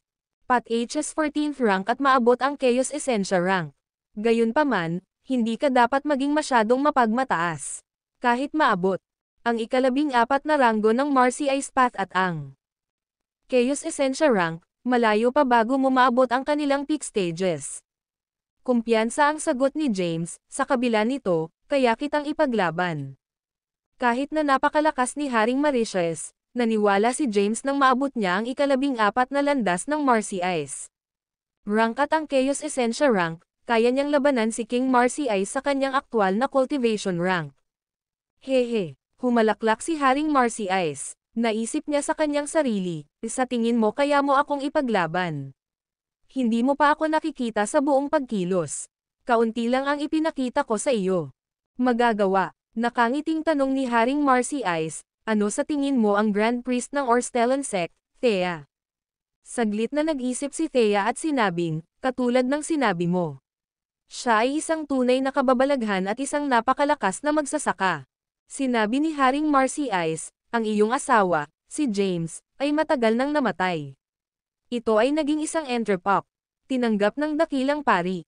Ikaw kahit may mga anak ka na. Ito ang perpektong pagkakataon para sa iyo. Hindi mo dapat palampasin ito. Seryosong sagot ni Thea, hindi patay si James. Nararamdaman ko ang aura ng kanyang kaluluwa sa Endlos. Kahit na namatay siya, hindi ko. Pakasalan ang Grand Priest. Sinaway siya ni Haring Marcy Ice, masyado kang maingat. Ano pa ba ang maganda kay James? Tamad si Thea na makipagtalo kay Haring Marcy Ice. Lumapit si James kay Thea at nakangiting sinabing, Thea, sincere ang feelings ko para sa'yo, I fell in love with you at first sight. Magkaanak tayo. Mawala. Dumilim ang mukha ni Thea, at itinaas niya ang kamay para sampilan si James. Mabilis na naiwasan ni James ang malakas na suntok. Boom! Nabasag ang kawalan sa di kalayuan. Haha! Humajijek si Haring Marcias at sinabing, mukhang malayo pa ang kailangan mong gawin bago mo makuha ang kanyang puso. Humalaklak si James at sinabing, not even a challenge. I can guarantee that after we travel around the Endless and return to the Orstellan sect, may inlove si Thea sa akin, at magkakaanak tayo. Agad na pinabulaanan ni Thea, never. Not in this life, not the next, or ever. Ngumiti ng malawak si James at sinabing, maghintay na lang tayo at tingnan mo. Oo naman, matigas na sagot ni Thea. Bahagyang ngumiti si Haring Marcy Ice sa kanilang pagtatalo at sinabing, umalis na tayo. Pagkatapos, pinalayas niya ang Blight Omniscience at nawala. Sumunod naman sa kanya sina James at Thea. Ang video na ito ay edited by Herban Storytelling. Kabanata 5045. Ang grupo ay patuloy na sumulong sa Endless Void. Hindi nagtagal, nakarating na sila sa lugar kung saan nakatira si Wyatt sa liblib. Ang lugar ay nasa gilid ng madilim na mundo at nababalot ng itim na ambon. Ang dark power dito ay hindi komportable. Kumunat ang noo ni Haring Marcy Ice. Ikinumpas niya ang kanyang kamay, at isang malakas na puwersa ang lumitaw upang iwaksi ang itim na ambon sa lugar. Bundok Hetsema lumitaw sa harap ng kanilang mga mata. Maraming buhay na nilalang ang makikitang naglilinang malapit sa Mount Hetsema. Naabot ni Wyatt ang Chaos Completer rank at isa sa pinakamakapangyarihang cultivator sa Endlos.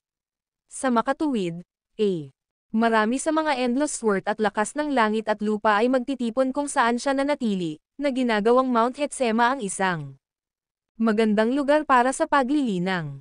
Dahil dito, maraming magsasaka ang naakit sa lugar.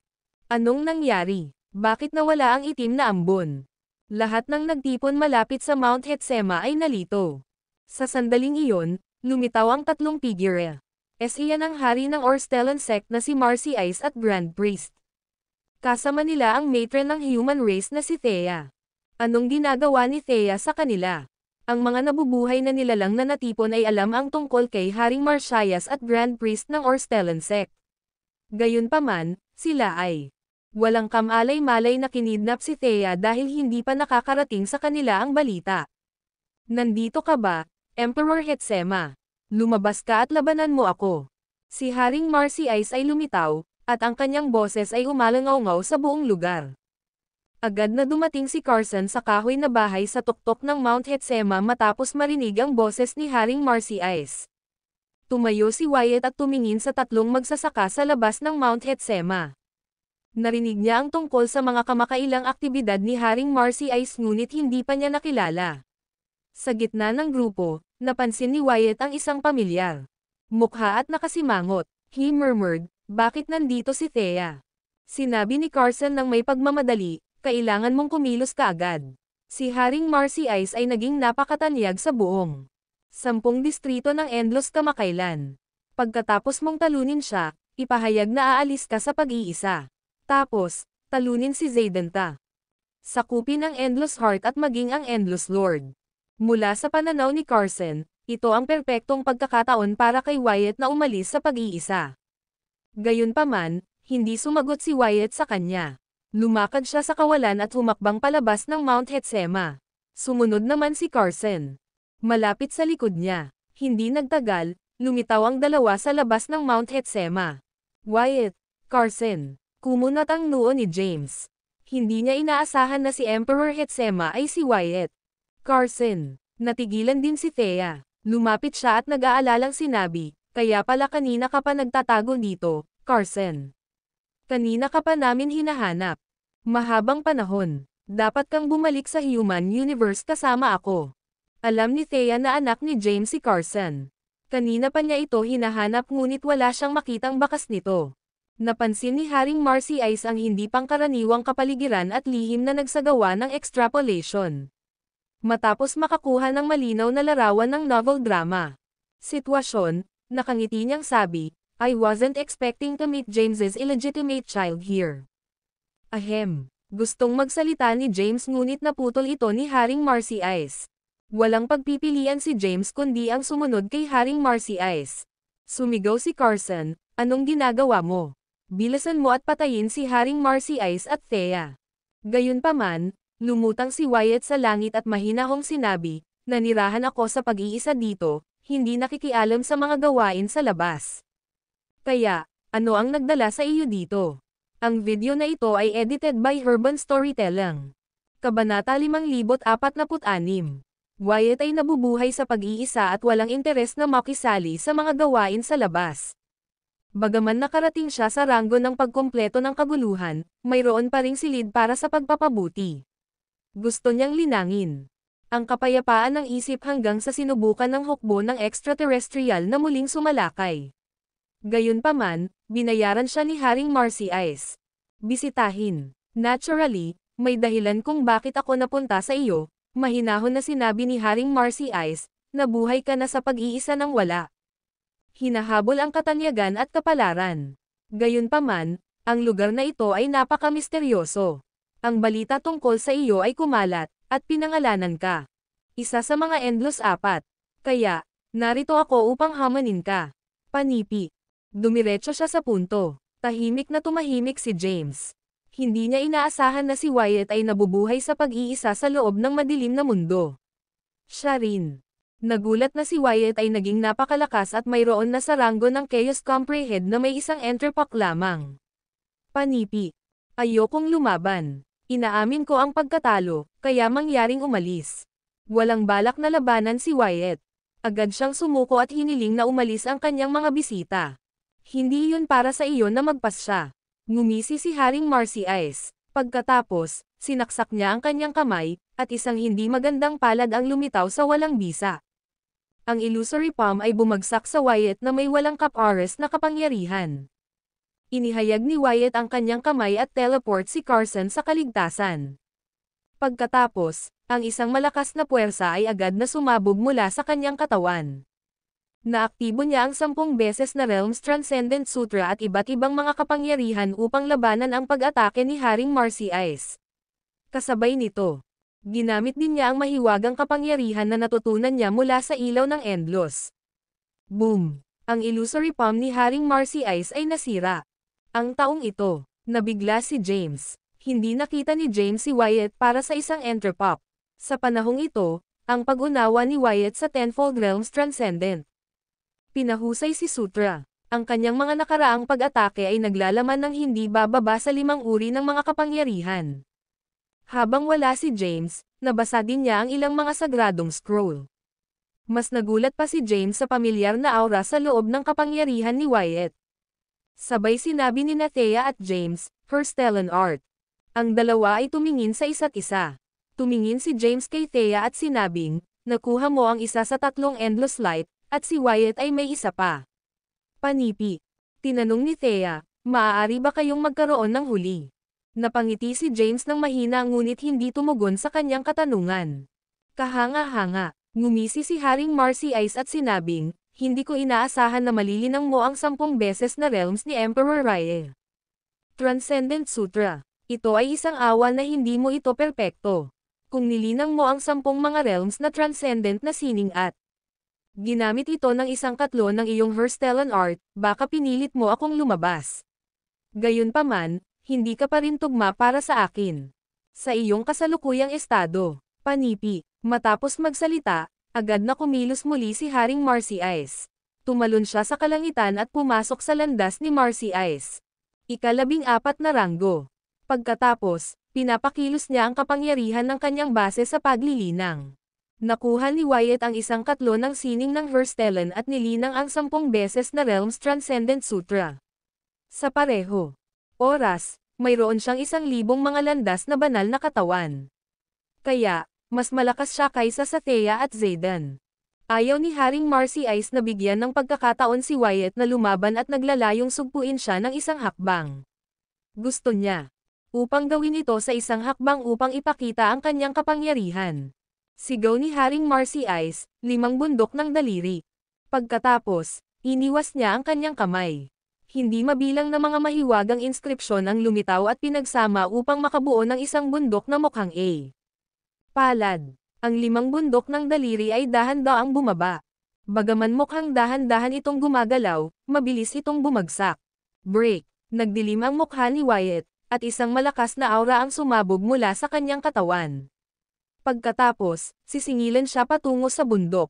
Ang isang malakas na enerhiya ay lumitaw mula sa kanyang katawan at nagmamadali patungo sa bundok tulad ng isang napakalalim na dragon, agad na sinira ito. Mga piraso. Gayunpaman, mabilis na binago ng bundok ang bundok. Sa oras na ito, mas malakas ito. Ang video na ito ay edited by Herban Storytelling. Kabanata 5047. Boom! Ang 5 bundok ng daliri ay nahulog sa lupa. Kahit na malakas si Wyatt, hindi niya maiiwasan ang bundok at nakapin sa lupa. Pinakilos ni Wyatt ang lahat ng kanyang lakas upang labanan. Ang 5 bundok ng daliri ay basag, at may mga palatandaan nito tungkol dito. Disintegrate. Gayunpaman, pinakawalan ni King Marcy Ice ang ilang higit pang mga inskripsyon at nalubog ito sa bundok.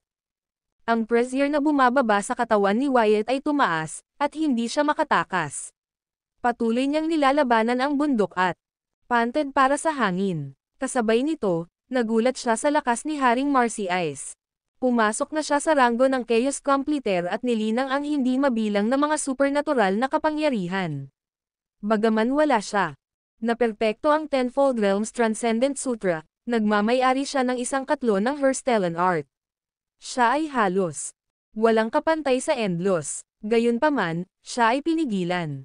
Ano ang pinagmulan ng sekta ng Orstellan? Nagtataka si Wyatt. Maraming mga nabubuhay na nilalang ang natipon sa lugar. Matapos makita si Wyatt na napakadaling pinigilan, lahat ay nagulat sa pagkabigla. Masyado siyang makapangyarihan. Nakakatakot si Haring Marcy Ice. Si Carlos, na nanunood mula sa layo, ay nababagabag din.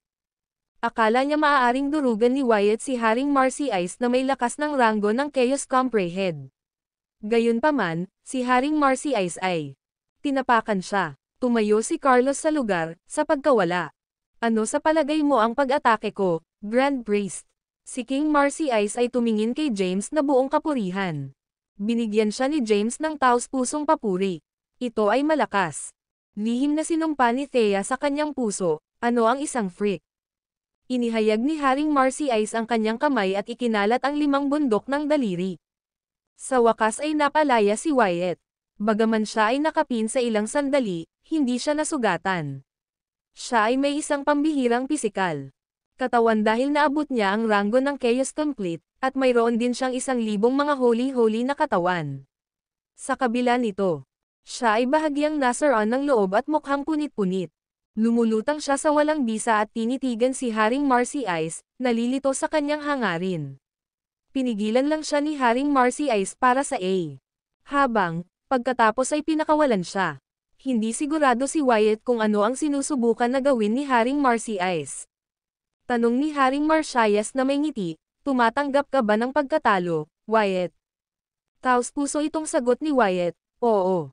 Ang iyong batayan sa paglilinang ay hindi ka pani-walang mataas. Kahit na nasa ranggo ako ng Chaos Comprehension, ay hindi lang ako tugma laban sa iyo. Gayunpaman, tiyak na malalampasan kita ng mas maraming oras. Panipi. Tinanggap niya ang kanyang pagkatalo. Gayunpaman, mayroon pa rin siyang tiwala sa kanyang sarili. Maliwanag na ngumiti si Haring Marque. Pagkatapos, iniwas niya ang kanyang kamay, at isang paanyaya ang lumitaw bago si Wyatt. Inaanyayahan kang lumahok sa Orstellan Convention. Kinuha ni Wyatt ang paanyaya, binuksan ito, at tumingin. Pagkatapos, sumagot siya, pupunta ako doon sa oras. Tiningnan ni Haring Marcy Ice si James at sinabing, hayaan. Lahat ba yan? Sumimangot si James. Ano pa? Inaasahan mo ba na papatayin ko siya? Pinaihit ni Haring Marcy Ice ang kanyang mga mata. Samantala, lumitaw si Thea bago si Carson. Tumingin siya sa kanya at sinabing, "Sumama ka sa akin, Carson." Carson sneered, "Gusto mo akong sumama sa iyo? Sino sa palagay mo ikaw? Anong mga kwalifikasyon ang kailangan mong gawin sa akin? Sundan ka." Panipi. Inihayag siya ni Wyatt, "Carson, huwag maging matigas ang ulo. Dapat kang bumalik kasama niya sa iyong pamilya sa universo ng tao. Pagkatapos, ang iyong mental na lakas ay nagpapatatag, bumalik dito, at tuturuan kita ng isang kataas-taasang kapangyarihan ng supernatural." Panipi. Ayaw ko. Si Carson ay nagsuot ng isang mapagmataas na ekspresyon. Slap. Inilibot ni Wyatt ang kanyang kamay sa Carson, at agad na lumala ang mukha ni Caron. Ang video na ito ay edited by Urban Storytelling. Kabanata 5048. Ito ay napakahirap. Dalhin mo lang siya sa pamamagitan ng lakas. Hindi na ito matiis ni Haring Marcy Ice. At pinakawalan ang kanyang makapangyarihang aura. Nahaharap sa makapangyarihang aura ni Haring Marcy Ice, agad na nagpakumbaba si Carson. Tinakpan niya ang namamaganyang pisngi at tinitigan. Mapangahas na si Haring Marcy Ice. Ano ang gusto mo? Pinigilan ni Haring Marcy Ice si Wyatt sa labanan. Kaya, natakot si Carson sa kanya. Bigyan ka ng dalawang pagpipilian. Sumama ka rin sa amin o mamatay. Panipi. Itinaas ni Haring Marcy Ice ang kanyang kamay, at isang malakas na puwersa na lumipad sa kanyang palad. Tumingin siya kay Carson na may mapaglarong ekspresyon. At naghintay para sa kanyang desisyon. Ako. Malapit nang magsalita si Carson ngunit bigla siyang tumahimik. Sinampal lang siya at nais na sampain sa galit. Gayunpaman, maaari lamang niyang pigilan ang kanyang sama ng loob sa harap ni Haring Marcy Ice. Mangyaring gawin ang disiplina sa kanya, biglang nag-ambala si Wyatt. Napakahirap mo. Dapat lang kitang patayin, walang pasensya na sinabi ni Haring Marcy Ice. Ang mukha ni Carson ay hamina sa takot. Madali niyang sinabi, pupunta ako. Pupunta ako. Doon ka pupunta. Kinalat ni Haring Marcy Ice ang kapangyarihan sa kanyang palad. Pagkatapos, mahinahon niyang sinabi, tumungo tayo sa Hazif. Ang Mount Hazen ng distrito upang makita si Taran. Matapos ang huling paghinto na ito, babalik ako sa sekta ng Orstellan. Samantala, tinatrato ni Carson ang pamamaga sa kanyang mukha. Hindi siya naglakas loob na sumuwi kay Haring Marcy Ice at tahimik na sumunod sa likuran. Siya. Ang pangkat ay naiwan sa ilalim ng maingat na mga titig ng Wyatt at ang nakapalibot na mga nilalang na may buhay. Di nagtagal, iniwan nila ang madilim na mundo at muling napakita sa Endlos na walang bisa. Sa oras na ito, hindi sila naglalakbay ng mabilis dahil sa ang kanilang dagdag na kumpanya. Bagaman malakas si Carson, mas mahina siya kaysa sa iba pang tatlo. Ang kanyang bilis ay hindi makasabay sa kanila. Sa gayon, sinasadya ni Haring Marcy Ice. Matapos makarating sa isang sirang universo sa loob ng Endlos, nagpa siya si Haring Marcy Ice na magpahinga. Walang mga naninirahan sa universo. Si Haring Marcy Ice ay nakaupo sa isang planeta at nagsimulang magpahinga. Tumayo si James sa tabi niya at sinabing, sa wakas ay inaayos mo ang iyong aura. Dahil ba sa takot ka kay Taran? Panipi. Ano ang alam mo? Binuksan ni Haring Marcy Ice ang kanyang mga mata at sinabing, malakas si Taran. Bagaman hindi ko pa siya nilabanan dati, marami akong narinig tungkol sa kanya. Alam ko ang tungkol sa sama ng loob sa pagitan niya at Emperor Raya. Kahit na sa Tenfold Realms Transcendent Art, Emperor, ang Raya ay makakakuha lamang ng isang bahagyang itaas na kamay laban sa siya. Ngayon na lumipas ang napakaraming oras, walang nakakaalam kung gaano siya napabuti. Siyempre, kailangan kong ihanda ang aking sarili. Panipi. Pagkatapos magsalita, ipinikit ni Haring Marcy Ice ang kanyang mga mata. Samantala, si Carson ay nakaupo ng malapit sa malapit, malalim sa pag-iisip. Tumayo si Thea sa tabi niya at sinabing, pagkatapos ng Orstellan Convention, bumalik sa universo ng tao kasama ko.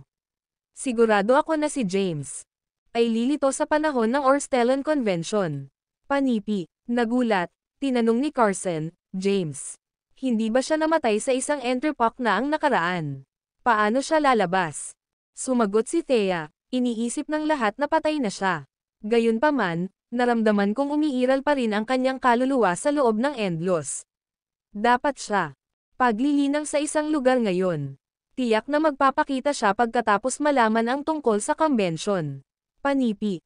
Hindi tumugon si Carson. Hindi mo na dapat gamitin ang pangalang Carson Dalibor. Ang iyong apelyido ay dapat na Kayden. Panipi. Si Thea ay tumingin kay Carson ng maingat at sinabing, ngunit ano ang dapat mong bagong pangalan? Nagambala si James, na nagsasabing, ano ang tungkol kay Hetsema Kayden?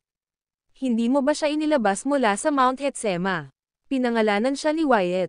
Ang pag-iingat sa pag-iingat ng Mount Hetsema, at dapat mayroong isang kahulugan sa likod nito. Ang kanyang bagong pangalan ay si Hetsema Kayden. Panipi. Ang aming negosyo sa pamilya ay walang kinalaman sa iyo. Pinahihit ni Thea ang kanyang mga mata. Agad na tumahimik si James. Malamig na sinabi ni Carson, ang apelyido ko ay Dalibor. Hindi ko ito mababago. Si Haring Marcy Ice, na nagpapahinga, biglang sumigaw, ano ang sinabi mo? Ang video na ito ay edited by Urban Storytelling. Kabanata 5049.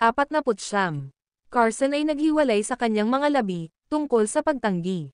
Gayunpaman, napansin niya ang nakasisindak na ekspresyon sa mukha ni Haring Marcy Ice at agad na nilamon ang kanyang mga salita. Sumagot siya, sa palagay ko si Kayden ay isang magandang apelyido. Ngumiti si Thea sa kasiyahan. Sa kabutihang palad, si Haring Markeye ay kasama nila. Kung hindi man, mahihirapan siyang makitungo. Kasama si Carson. Pagkatapos Hetsema Kayden ito. Panipi. Hindi maabala ang Thea na mag-isip ng isang bagong pangalan. Sa kanya, ang mga pangalan ay hindi gaanong mahalaga, at hindi mahalaga. Tandaan, ang iyong pangalan ay Hetsema Kayden mula ngayon. Paalalahanan siya. Fine, walang tigil na sagot ni Hetsema. Sa puntong ito sa kanyang buhay, hindi na niya pinangalagaan ang tinawag niya o kung anong lahi ang pag-aari niya. Mas nababahala siya. Bakit si Thea ay kasama ang mga powerhouse ng sekta ng Orstellan? Bukod dito, pagkatapos ng pag-iisip tungkol dito mula sa ibang pananaw, natagpuan niya ang pagbabalik sa lahi ng tao ay hindi isang masamang ideya. Si Thea ay ang matron ng lahi ng tao at isang powerhouse sa ranggo ng Chaos Comprehed. Tiyak na sasang-ayon siya kung siya hiniling na maging Panginoon ng lahi ng tao pagkatapos na bumalik sa kanya. Kaugnay nito, nalaman niya na hindi pa namatay si James. Malaki ang utang ni James sa kanya. Kaya, si Hetsema ay sigurado na makakakuha ng marami mga benepisyo, lalo na ang mga supernatural na kapangyarihan, kapag nagkita sila. Nagpa siya si Hetsema na tiisin ang lahat ng ilang sandali. Matapos niyang makuha ang mga supernatural na kapangyarihan, aalis siya at linangin. Sa pag-iisa, gusto niya ang Endlos na manginig sa ilalim ng kanyang mga paabalang araw. Maging si Nataran at Haring Marcy Ice ay nasa ilalim niya. Pagdating ng oras na iyon, sa mga saloobin na ito, mas maganda ang nadama ni Hetsema. Tumingin si Hetsema kay Haring Marcy Ice, na nagpapahinga sa malayo. Si Haring Marcy Ice ay hindi kapani-paniwalang malakas. Kung maaari akong maging disipulo, makakakuha ako ng maraming mga supernatural na kapangyarihan. Ang pag-iisip ni Hetsema. Bigla, tumayo siya at naglakad papunta kay Haring Marcy Ice. Pagkatapos, lumuhad siya sa lupa. Si James at Thea ay natigilan sa kanyang biglaang pag-uugali. Ano ang ginagawa mo, Hetsema? Tanong ni Thea. Masigasig na sinabi ni Hetsema, Haring Marcy Ice, nais kong maging alagad mo. Tiningnan ni Haring Marcy Ice si Hetsema, na nakaluhod sa lupa. Pagkatapos, lumingon siya kay James. Tumingin si James sa kanya na walang magawa at sinabing, dapat tanggapin mo siya. Patay na si James. Si Wyatt, sa kabilang banda, ay nagtanim ng ideya ng pagsira sa lahi ng tao sa kanya. Isip mula noong siya ay bata pa. Lumaki siya sa puot at kailangan ang iyong gabay. Panipi. Ikaw ang patay. Malamig na sinabi ni Thea, sasabihin ko pa sa isang beses. Hindi patay si James. Seryosong sumagot si Haring Marcy Ice, hindi pa ako tumanggap ng isang alagad dati, ngunit gagawa ako ng pagbubukod dahil sa Grand Pari. Panipi. Salamat, Sir Marcy Ice. Panipi. Si Hetsema ay labis na nasisiyahan at yumoko ng ilang beses. Mahinahon na sinabi ni Haring Marcy Ice, sapat na iyon. Bumangon ka, panipi. Tumayo si Histema at sinabi ng excited, ngayon na ako ang iyong alagad, hindi mo ba ako ituro sa akin ng ilang mga supernatural na kapangyarihan? Mahinahon na sagot ni Haring Marcy Ice, ikaw lamang sa ranggo ng kaguluhan sa Kwasi at hindi pa malulutas ang aking mga supernatural na kapangyarihan. Gayunpaman, maaari mong hilingin sa Grand Priest na turuan ka ng landas ng Marcy Ice, na mas kilala bilang landas ng Omniscience. Matapos mong maabot ang 14 na ranggo ng Marcy Ice Path, tuturuan kita ng banal na kasulatan. Panipi. Agad na nabigo si Histema. Alam niya na ang landas ng walang kabuluhan ay mapaghamong linangin. Pag-abot sa ika-10. Mahirap na ang ranggo, hayaan ang ika-14 na ranggo. Ang pag-usisa ni Thea tungkol sa tinatawag na landas ng Marcy Ice ay napik. Sir, ikaw ba ang lumikha ng landas ng Omniscience? Ay. Ibig sabihin, ang landas ng Marcy Ice. Panipi, sinampal siya ni James sa puwit at sinabing, bakit mo siya tinawag na Ginoo? Maaari mo siyang tawaging Zavis. Ang video na ito ay edited by Urban Storytelling.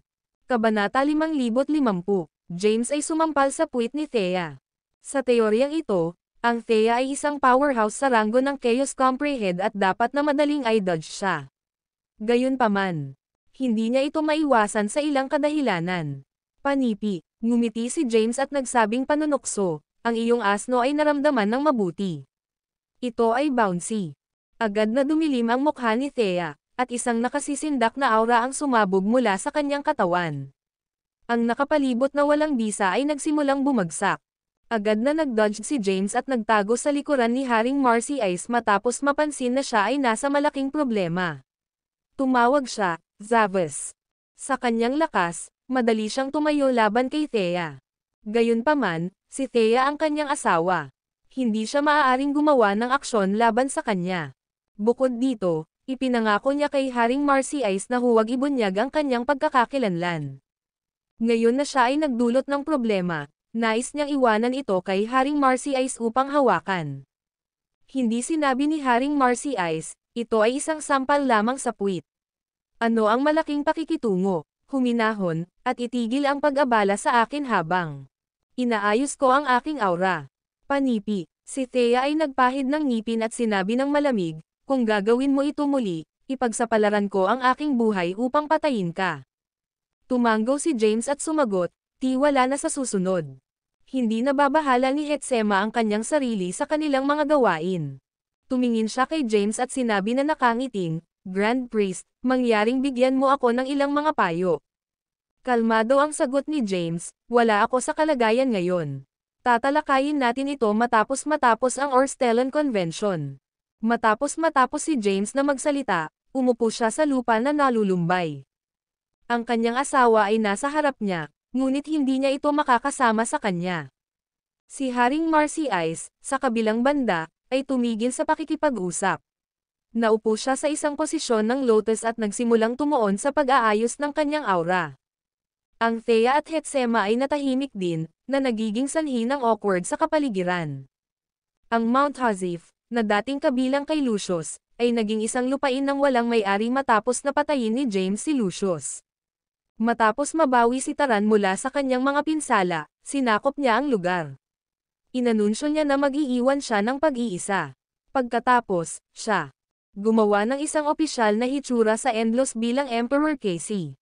Si Taran ay nakaupo sa isang posisyon ng lotus sa isang tahimik na lugar sa loob ng Mount Hazif. Ang isa pang lalaki ay tumayo sa tabi niya at sinabi, Master, ang sekta ng Orstellan ay naging pag-uusap ng mga Endlos kamakailan. Si Zayden ay pinigilan sa isang paglipat, inagaw si Thea, at maging ang Emperor Hetsema, na nakatira sa madilim na daigdig. Si Edge, ay natalo. Sa gitna ng Endless Four, ikaw lang ang hindi nila binisita. Panipi. Tumanggaw si Taran at sumagot, sige.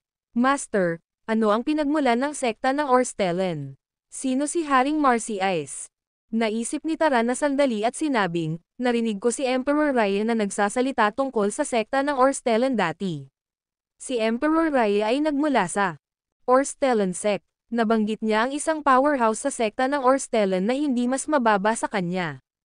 Inamin niya na nakaharap Ang powerhouse na ito ay pareho sa nakaharap sa kanya. Ang taong pinag-uusapan ni Emperor Raya ay isang prodigy ng sekta ng Orstellan, si Haring Marcy Ice. Panipi. Bagaman ang iba pang mga nabubuhay na nilalang ay walang kabuluhan sa sekta ng Orstellan, narinig ni Taran ang tungkol sa kanila dati. Sina Taran at Emperor Raya ay mga karibal ngunit kaibigan din. Bago ang kanilang paghaharap, ginamit nila ang mga pagtitipon at talakayan tungkol sa paglilinang. Master, sa pagitan mo at Emperor Raya, sino ang mas malakas? Inisip ito ni Taran at tumugon, nang makipaglaban ako kay Emperor Raya, hindi ko pa naperpekto ang aking sumpa ng magic. Bilang isang resulta, natalo ako sa kanya. Nang labanan ni Emperor Raya si Haring Marcy Ice, hindi pa niya nilikha ang Tenfold Realms Transcendent Sutra. Ngunit maaaring talunin ni Emperor Raya si Haring Marcy Ice ng walang 10 beses na realms na si Sutra. Panipi, nangangahulugan ba ito na si King Marcy Ice ay walang tugma laban sa iyo?